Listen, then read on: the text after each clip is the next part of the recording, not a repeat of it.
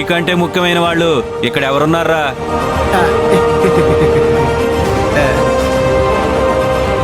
ఏం పర్వాలేదు, నువ్వు ఇక్కడే ఉండు. సరే అన్నా.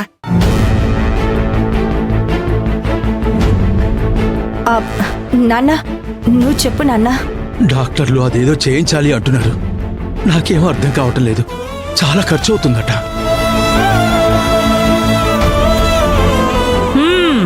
వీరా, ఊళ్ళో వాళ్ళందరికీ కనిపించేలా వాళ్ళ నాన్న లారీల కట్నాలిచ్చి పంపించాడు కదా. ఇప్పుడు వాళ్ళ అమ్మకి రాజోపకారాలు చేయాల్సిందే. దానికి మన ఆస్తిపాస్తులు పోయినా పర్వాలేదు. చాలా బాగా చూపించి ఉపకారాలు చేయి. చూడమ్మా శైలజ, నేను ఎవరి దగ్గర ఏమి అడుక్కోవడానికి రాలేదు. అలాంటి పరిస్థితి నాకు ఇంకా రాలేదు. దేవుడు నాకు ఈ కష్టం ఇచ్చాడు కదా, దానిని తట్టుకునే శక్తి కూడా ఇచ్చాడు.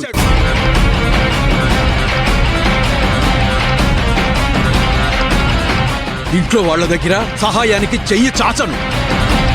వీళ్ల డబ్బులతో అమ్మని చూపించేదైతే కాస్త విషం ఇచ్చి నేనే చంపేస్తాను.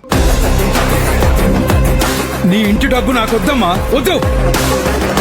ఎక్కడికి వచ్చి ఏం మాట్లాడుతున్నారు? బాబు, నేను నీతో మాట్లాడటం లేదు, నా కూతురుతో మాట్లాడుతున్నాను. చూడమ్మా శైలజ, నా ఇల్లు అమ్మి అమ్మని చూపించాలి. నువ్వు వచ్చి ఒక సైన్ చేయాలి. అది చెప్పడానికే వచ్చానమ్మా.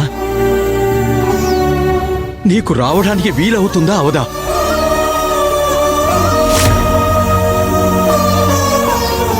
ఈ వనవాసం నుంచి నీకు ఒక్క పూటైనా విడుదల దొరకదా అమ్మా?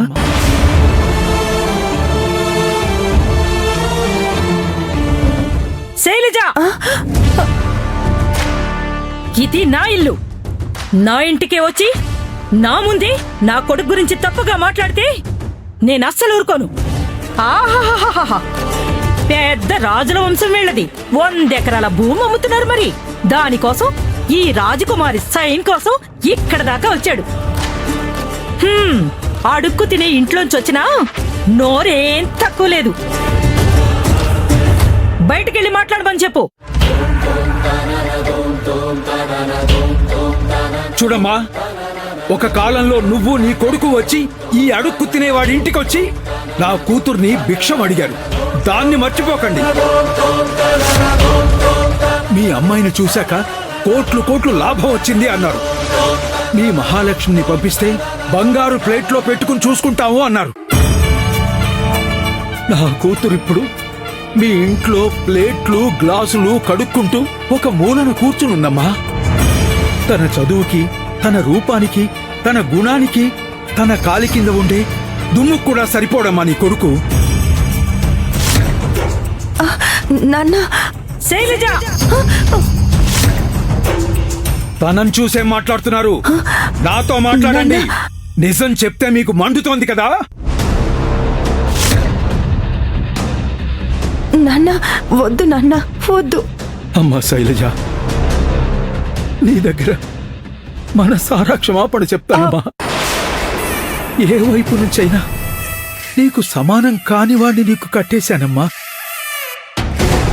ఎలాంటి నరకంలోకి నిన్ను తోసేశానమ్మా. అమ్మా, నన్ను క్షమించమ్మా, నన్ను క్షమించు. నాన్న వద్దు, నాన్న. నాన్న, ఏయ్!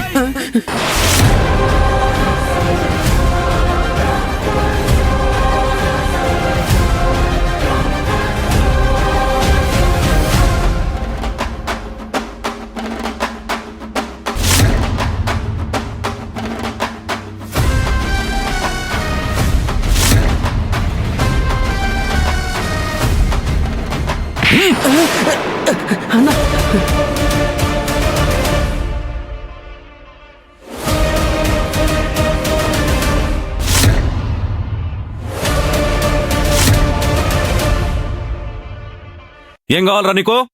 ఏం కావాలి? చూస్తూనే ఉన్నా. తోలు తీసేస్తాను రాస్కెల్. ఇంటికొచ్చాక వచ్చిన పని చూసుకుని వెళ్ళాలి. అది వదిలేసి నేను ఊరికే కూర్చున్నానని నోటికొచ్చినట్టు మాట్లాడితే